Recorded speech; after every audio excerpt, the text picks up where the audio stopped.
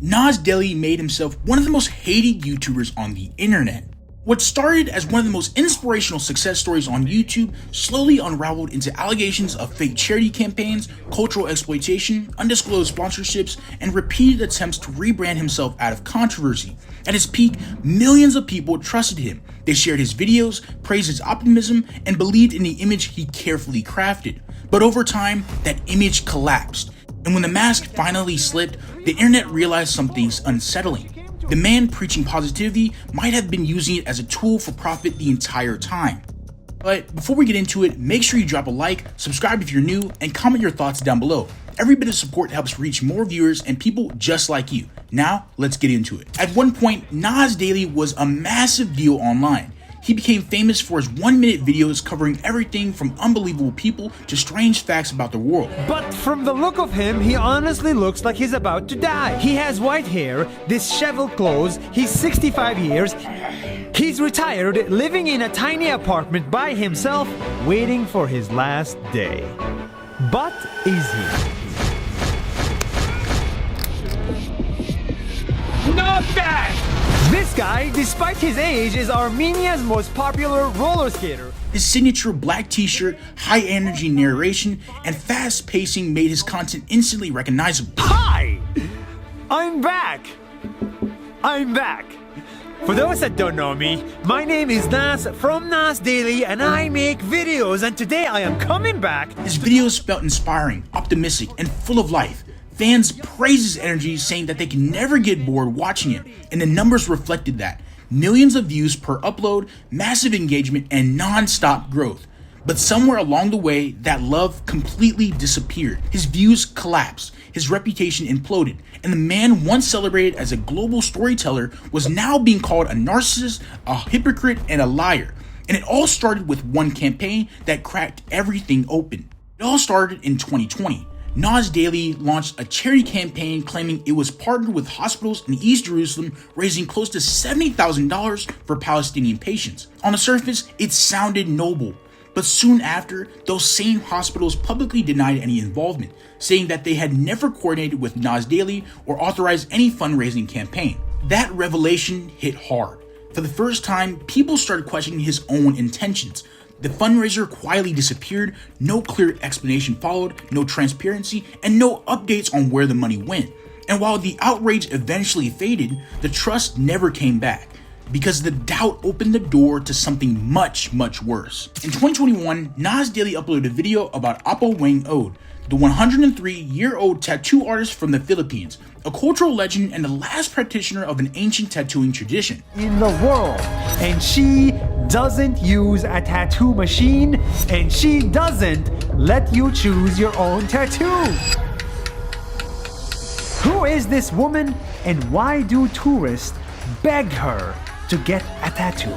Nas Daily had announced she would be teaching her own craft through Nas Academy, allowing people worldwide to learn directly from her. On paper, it sounded beautiful, but days later, her family spoke out about it, claiming the course was created without proper consent and that her culture was being exploited for profit. The backlash was immediate and intense. Nas Daily responded by doubling down, insisting consent was given and framing the criticism around misunderstanding. But family members later clarified that Apo Wang Od did not fully understand what she was signing and the translation was misleading. At that point, the damage was irreversible. Filipino creators began boycotting Nas Academy. Public pressure mounted, and eventually Nas Academy was forced to shut down its operations in Philippines entirely.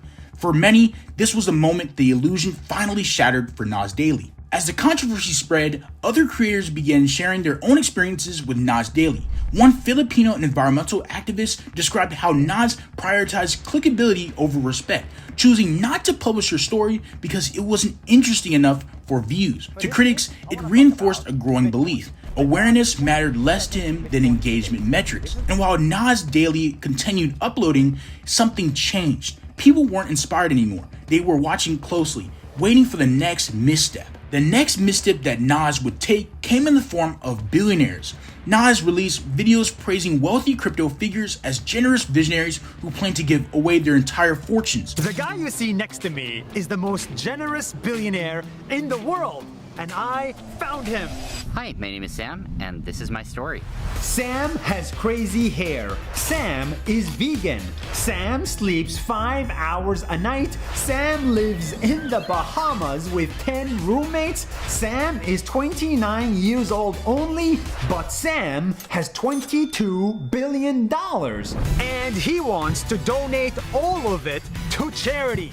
Months later, those same figures were exposed for massive fraud, lawsuits, and financial crimes.